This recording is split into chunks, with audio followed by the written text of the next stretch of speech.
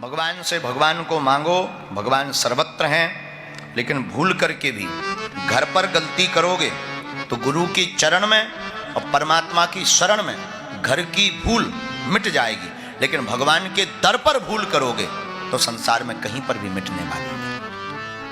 फिर से समझो, घर पर भूल करोगे तो गुरु चरण में और परमात्मा की शरण में वो पाप कट जाएगा, लेकिन अगर परमात्मा के दर पर कोई भूल की तो वो कहीं पर भी कटने वाला। भाई पापी हो गए तो गंगा स्नान करो, आप पवित्र से पवित्र हो जाओगे, पर जब गंगा ही अपवित्र हो जाए तो कौन पवित्र करे? इसलिए भूल सर्वत्र करना, परमात्मा के दर। एक गोपी की कथा आती है जिसने भगवान के सन्मुख एक भूल की थी, बहुत पछताना पड़ा। हेरी मैं तो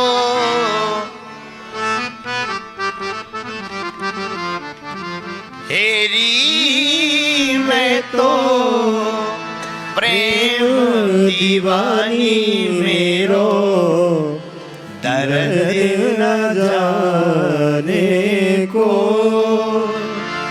घायल की गति घायल जाने, घायल की गति घायल जाने, जो कोई घायल हो,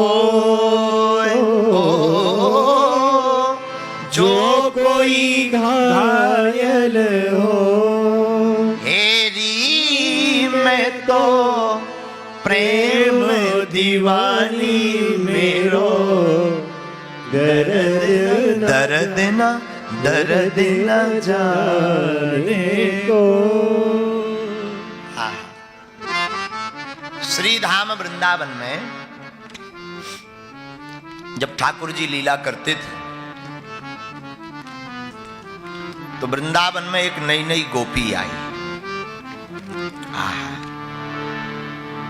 गोपी आई तो सासू मां को प्रणाम किया।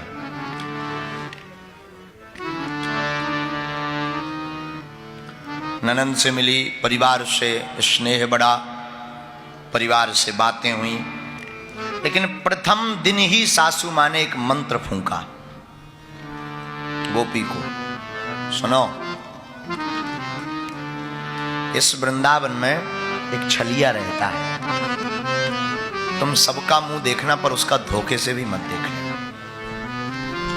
वो इतना छलिया है कि कोई एक बार उसे देख भर ले बाबरी हो जाती, लट्टू हो जाते हैं। और इस ब्रज की अनेक ब्रजांगनाएं उसके चक्कर में पागल हो गई, घर द्वार छोड़कर उसके पीछे ही डोलती रहती।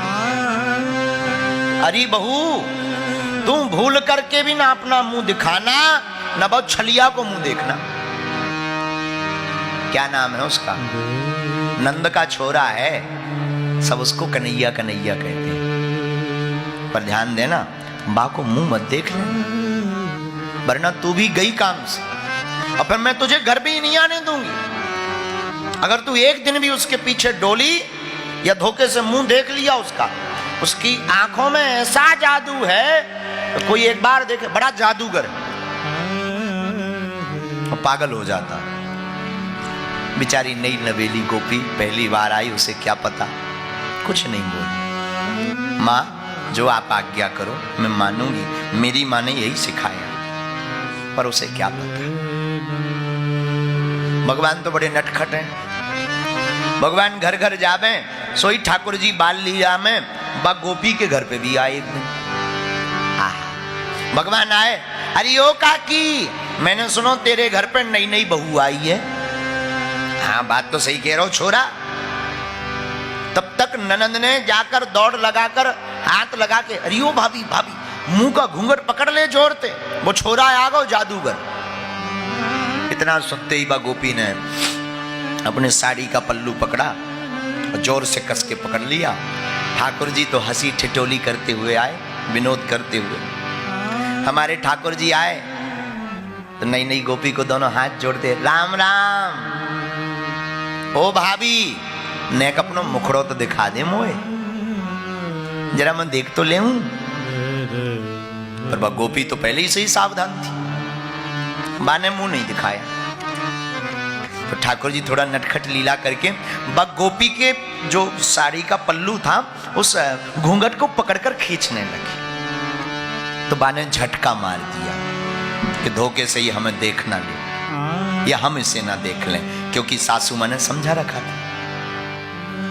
आज भगवान रुष्ट हो गए और भगवान खड़े होके बोले, अरे ओ भाभी तू अपनो मुंह छुपाए रहे, जा, मैं भी वचन देऊं, मैं जिंदगी भर तेरे को अपना मुंह नहीं दिखाऊंगा। इतना कह के हमारे ठाकुर जी चले गए। गोपी को तो आई गई बात हो गई, छोटा सा लाला है, नाराज हो गया, ठीक है, क्या लेना देना, हमें भी नहीं देखना, जादूगर है, जादूगरों को क्या देखना। आई गई बात निकल गई। लेकिन जब इंद्र ने कोप किया, बारिश हुई, तो भगवान गोवर्धन नाथ बने, तो उंगली पर पर्वत उठाया, तो सारी ब्रजांगनाएं ब्रजवासी अपनी गैया बनिया लेकर सब उस गोवर्धन नाथ की शरण में छत्र छाया में आए। तो वो गोपी भी आई उस लीला में। तो एक दिन तो ऐसे ही निकल गया। दूसरे दिन जब आपस में चर्चा होने लगी कि नंद को छोरा बताओ तो बड़ो बलवान है, 2 दिन है गए, अभी तक ना माखन खाओ ना आराम करो, छोटी सी उंगली पे पूरा पर्वत उठाए हैं, भाई का कहनो। तो बा गोपी के मन में नेक आई कि जरा नेक धीरे धीरे देख तो लो, वो इतना बलवान जो नेक सो छोरा है कौन। सब कोई ठाकुर जी की आयु की चर्चा करे, कोई आंखों की चर्चा करो, कोई होठों की अधरों की चर्चा करे, तो कोई घुंघराले अलकल वलियां केसों की चर्चा करे, तो कोई पीतांबर की चर्चा करे, तो कोई भगवान की मधुर सी मुस्कान की चर्चा करे, तो कोई बांसुरी की चर्चा करे, तो कोई कजरारे नैनों की चर्चा करे, तो कोई भगवान के कुंडलों की चर्चा करे, तो कोई भगवान के पाद चरणों की चर्चा करे। सब भगवान के दिव्य अति दिव्यम स्वरूप की चर्चा कर रहे हैं। वो गोपी देखने आई तो उसने धीरे से मुंह का घूंघट उठाया, और जैसे ही घूंघट उठाया उसकी नजर हमारे चितवन चितचोर मुरली मनोहर छलिया के ऊपर गई, सोई बाबरी हो गई। लेकिन जैसे ही नजर टिकी भगवान ने मुंह टेढ़ा कर लिया, क्योंकि भगवान का तो वचन था। भगवान ने मुंह टेढ़ा किया तो वो भागी भागी उस तरफ गई, भगवान ने इस तरफ मुंह कर लिया। पूरे दिन परेशान रही, भगवान ने अपना मुखड़ा नहीं दिखाया। और एक बात बोले, अगर ये नयन धोखे से भी एक बार उसको देख लेना तो दुनिया रंगीन भी फीकी नजर आती। अब तो उसे कुछ सुहाई ना, दुनिया के लोग सासू मां की उलाहना, उसे सब पागलपन लगे, सब बेकार लगे। अब वो हाथ जोड़े और बार बार आंखों में आंसू भर के भगवान से क्षमा मांगे, हे ठाकुर हमें क्षमा कर दो, पर आपका ये जो माधुर्य रूप आस्वादन है ना, इससे अब हमें दूर मत करो। भगवान बोले, गोपी चाहे जो हो जाए, अपना मुखड़ो तो ना है, तू को दिखाऊंगा चाहे जे है जाए। गोपी बोली, सरकार हमसे भूल हुई, पर क्षमा करो, अब हमने एक बार आपको एक नजर देख लिया, अब ये आंखें आपके बिना रह नहीं पा रही। वो आपके तीखी मुस्कान ने हमारे हृदय को झकझोर दिया। भगवान बोले, गोपी कुछ भी हो जाए। महाराज 6 दिन तक रोई वो गोपी, दिन रात 6 दिन तक रोई। रोते रोते जब आंखों का पानी सूख गया, अधीर हो गई, घर वाले समझाते रहे, अरे बाबरी हमने समझाया था मत चक्कर में पड़ना, ये बड़ा छलिया है और तू पड़ गई चक्कर में। ये सासू मां को सुनाने लगी कि तुम बाबरी हो, जगतपति वो जगन्नाथ जिसको देखने के बाद सब कुछ फीका लगता है, उस रूप के आस्वादन से तुमने हमें वंचित किया। और रोने लगी। जब 7वां दिन हुआ तो भगवान ने कहा, गोपी दर्शन तो मिलेंगे नहीं क्योंकि हम वचन के पक्के, लेकिन फिर भी तुझे हमारे रूप को देखना है ना, उसके लिए तुझे दोबारा जन्म लेना पड़ेगा। वो कहती है मैं तैयार हूं। और वही गोपी कलयुग में मीराबाई बनी है।